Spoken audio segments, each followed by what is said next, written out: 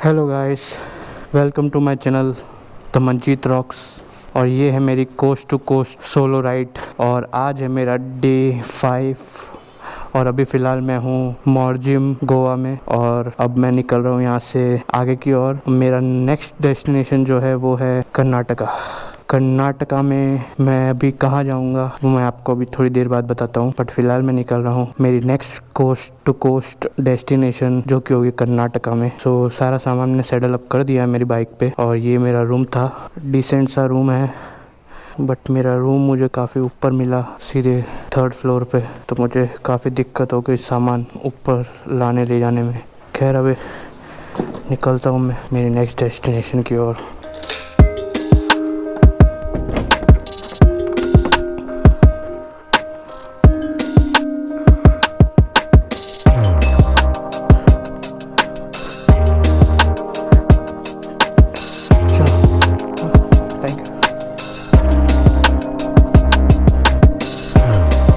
सो ये था मेरा होटल ला विहान रिसोर्ट जहाँ पे मैं रुका था न्यू वाड़ा मॉर्जिम में।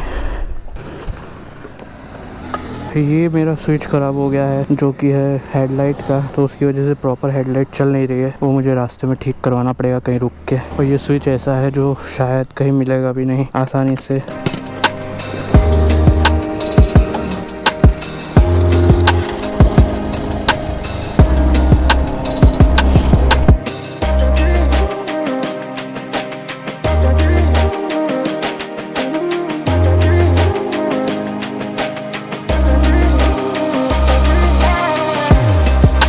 सो मैं अभी जा रहा हूँ कर्नाटका में मुर्गेश्वर।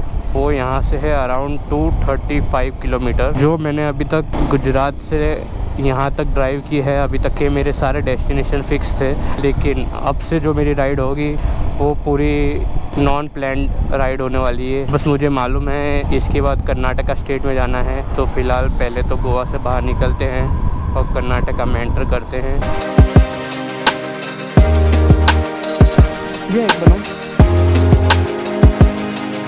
ओके, सो अभी यहाँ से गोवा ख़त्म होते होते 50 to 60 किलोमीटर गोवा लगने वाला है अभी, और उसके बाद कर्नाटका लग जाएगा।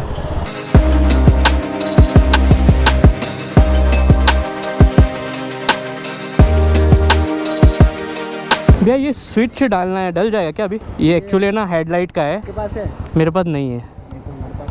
अभी नहीं, मैं तो अभी जा रहा हूँ कर्नाटका। हाँ तो इधर से निकल के जाओगे ना? हाँ हाँ, तो वहीं पे आपका मिल भी जाएगा।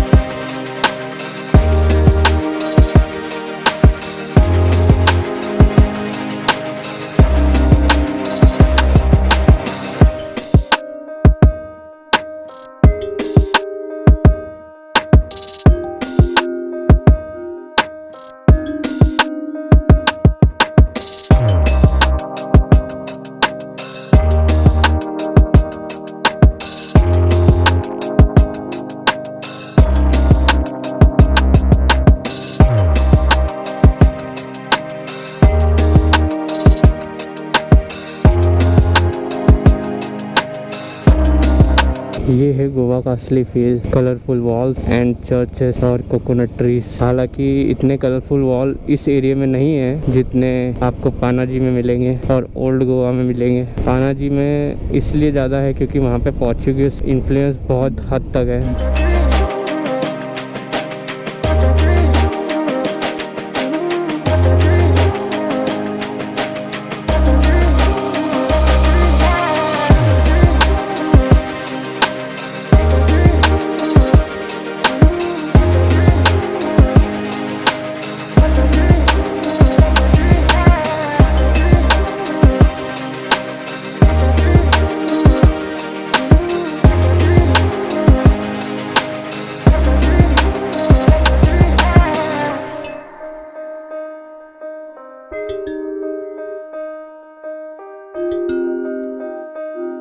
तो मैं पंजिम पहुंच चुका हूं। ये आपको जब कैसीनो पैराडाइज के बोर्ड दिखने लग जाए तो समझ जाओ कि आप पंजिम पहुंच चुके हो। ये देखिए, इस पे 2 व्हीलर्स अलाउड नहीं है। तो आपको फाइन लग सकता है। इस ब्रिज पे मैं एक बार जाते जाते बच गया था। आप जब भी कभी गोवा आएँ और एक रूट से दूसरे रूट पे जा रहे हो और पंजिम बीच में पड़ रहा है तो बहुत ही ध्यान से एक एक चीज़ पढ़ के ही आप आगे बढ़ना, क्योंकि ये जो रोड दिख रहा है आपको, ये काफ़ी कंफ्यूजिंग रोड है। जैसा कि आपको ऊपर ब्रिज दिख रहा है, इस ब्रिज पे 2 व्हीलर्स और बहुत से टाइप के व्हीकल्स अलाउड नहीं है। एंड बीच में 4 और 6 रास्ते बहुत आते हैं, तो आपको इतना कन्फ्यूजन हो जाएगा कि आपको पता ही नहीं चलेगा। इवन अगर आप गूगल मैप्स भी फॉलो कर रहे हो तो आप गलत डायरेक्शन में जा सकते हो। इसकी पूरी गारंटी मैं आपको देता हूँ, क्योंकि ये मेरे साथ एक बार नहीं 2 बार हुआ है। ये देखिए, आप मेरे राइट साइड में आप देख रहे हो, जो यहाँ पे आपको 3-4 रास्ते दिखाई देंगे अलग अलग। तो जब आप उस डायरेक्शन से आ रहे हो, अपोजिट डायरेक्शन से, तो आपको कन्फ्यूज़न होना ही होना है। इस डायरेक्शन से तो आप सीधे सीधे निकल जाओगे, अगर ब्रिज नहीं चढ़ोगे तो आपको कोई। सो इसलिए यहाँ पे गाड़ी बहुत ध्यान से चलाए, नहीं तो आपका फाइन कट सकता है। मैं जब फर्स्ट टाइम ग्रुप में आया था तो रॉन्ग साइड में घुस गए थे, जो कि 1 वे था और हमें पता नहीं था। वो जो गाड़ियाँ जा रही है ना, उस वाले रास्ते में हम घुस गए थे, लेकिन रॉन्ग डायरेक्शन से घुस गए थे। टोटल 3 गाड़ियाँ थी, तो 3 में से हम 2 गाड़ियाँ तो निकल गए थे, लेकिन जो पीछे की लास्ट 3rd गाड़ी थी उसको पकड़ लिया गया था, और उनके पास ना लाइसेंस था ना कुछ था। हम लोग तो आगे निकल गए, लेकिन उन लोगों का चालान कटा था। इसलिए ये रोड पे आप एकदम ध्यान से गाड़ी चलाएं। ये देखिए, इस रोड पे आपको बहुत कन्फ्यूज़न होने वाला है, कितने सारे रास्ते जा रहे हैं, और एक बार आप उस रास्ते पे चल दो तो आप पीछे भी नहीं आ सकते, क्योंकि सब के सब 1 वे रास्ते हैं।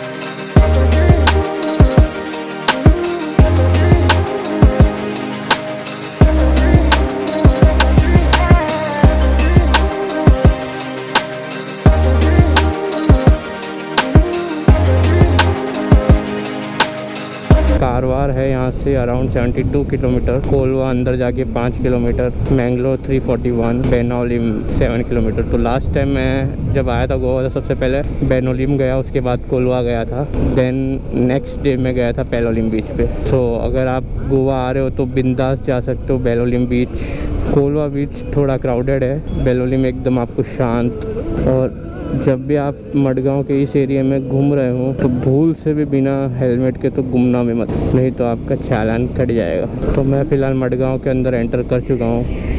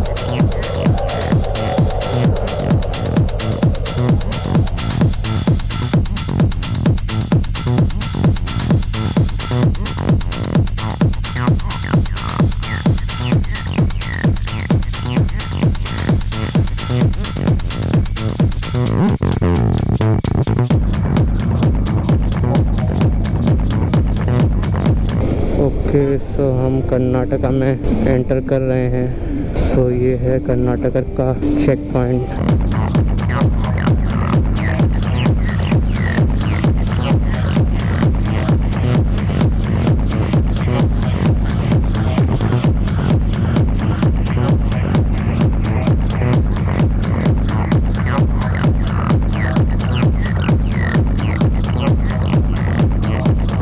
फाइनली मैं कर्नाटका में एंटर कर चुका हूँ। लाइफ में फर्स्ट टाइम साउथ में एंटर कर चुका हूँ। कन्याकुमारी है यहाँ से 991 किलोमीटर। सो यहाँ से साउथ रीजन चालू हो जाता है। हर एक इंडियन का सपना होता है कि वो साउथ में ज़रूर जाए एक बार, बट साउथ ना कॉर्नर में लग जाता है कि ट्रेन में आने जाने में ही 5 से 6 दिन सिर्फ आने जाने का लगता है। घूमने फिरने के लिए 10 दिन की छुट्टी अलग से, तो टोटल 15 से 20 दिन की छुट्टी चाहिए होती है। इसलिए एक एवरेज इंडियन जॉब करने वाला इंसान इजीली प्लान नहीं बना पाता है साउथ इंडिया में जाने का। इस बार मेरा प्लान था कि कोस्ट टू कोस्ट राइड करूँगा और साउथ में ज़रूर आऊँगा। सो मैंने स्टार्ट की अपनी जर्नी गुजरात से, गुजरात के दमन से, फिर दमन से होते हुए मैं एंटर हुआ महाराष्ट्र में और वहाँ पे गया गणपतिपुले, रत्नागिरी, फिर महाराष्ट्र से होते हुए मैंने एंट्री की गोवा में और अभी कर्नाटका में मैं एंटर हो गया हूँ और अब जा रहा हूँ मैं मुर्देश्वर। एक बार मुझे गूगल में इसका प्रोनाउंसिएशन देखना पड़ेगा।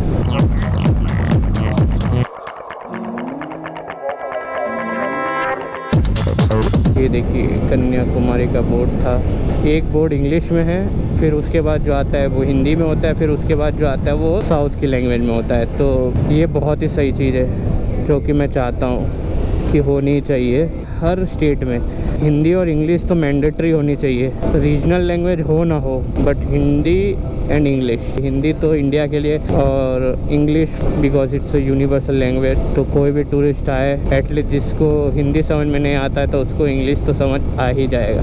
सो ये 2 लैंग्वेज इंडिया में मैंडेटरी होनी चाहिए। पानी की बोतल ले ली जाए तो अच्छा है।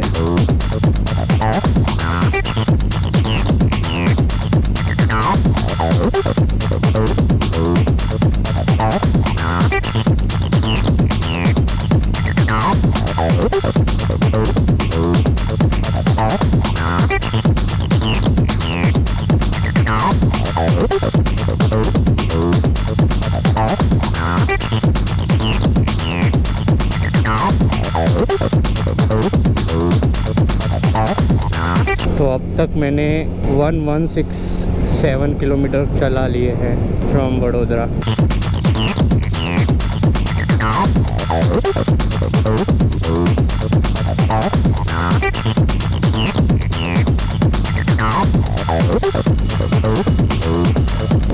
कितना मस्त व्यू है और मस्त वहाँ पे बाहर बैठने के लिए बनाया हुआ है।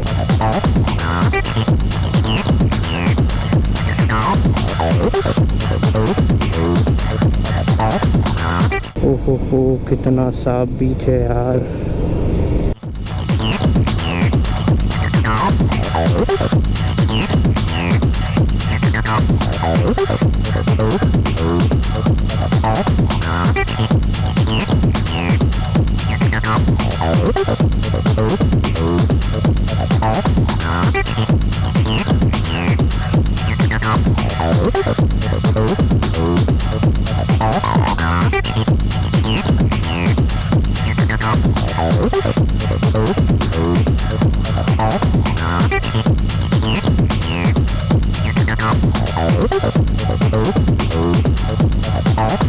व्यू तो देखिए आप, क्या खूबसूरत नज़ारा है।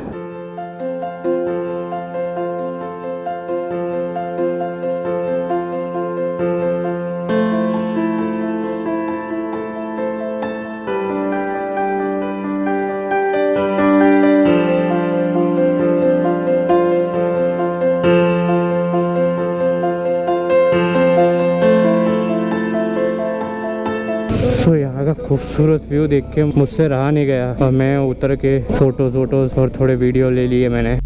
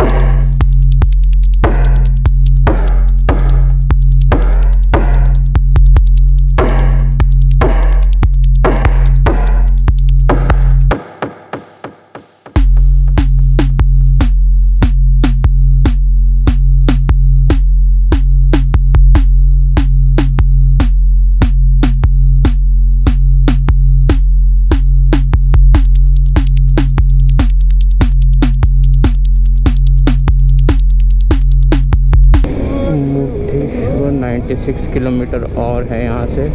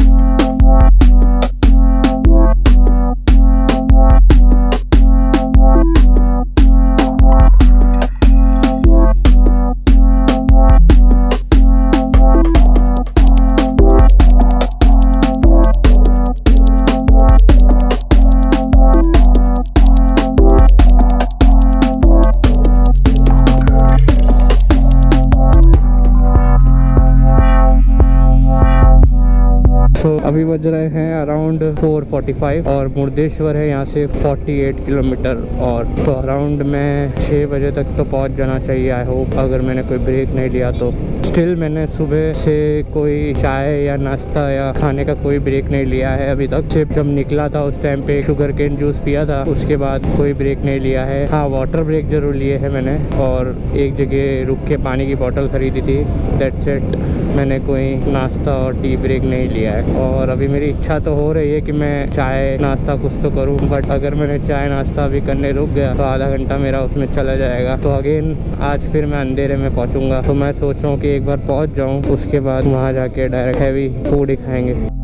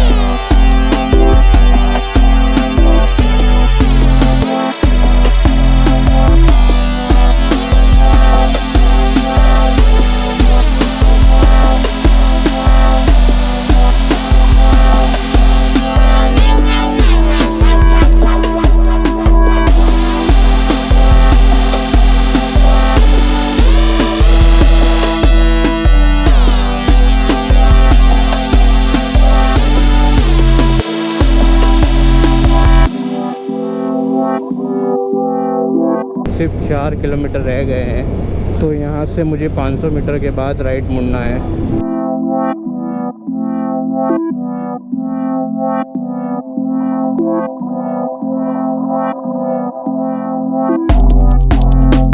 तो फाइनली मैं मुर्देश्वर ऑलमोस्ट पहुँच गया हूँ, सिर्फ 2 किलोमीटर बाकी है यहाँ से।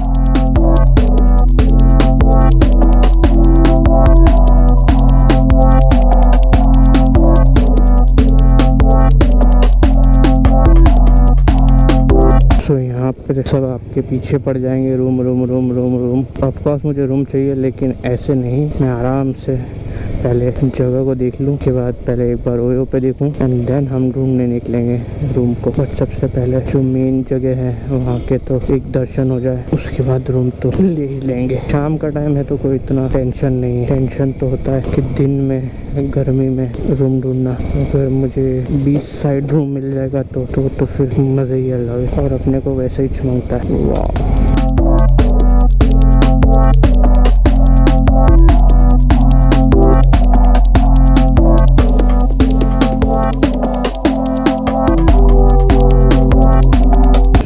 है मुर्देश्वर टेम्पल।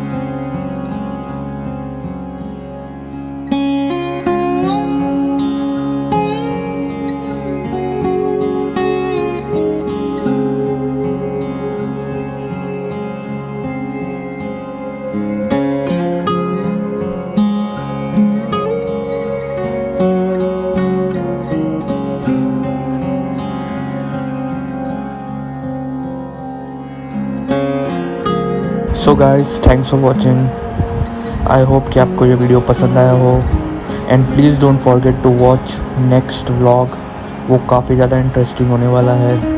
तब तक के लिए bye bye, take care and please don't forget to subscribe my channel and like this video and I will see you soon in the next video. Bye bye, take care, signing off.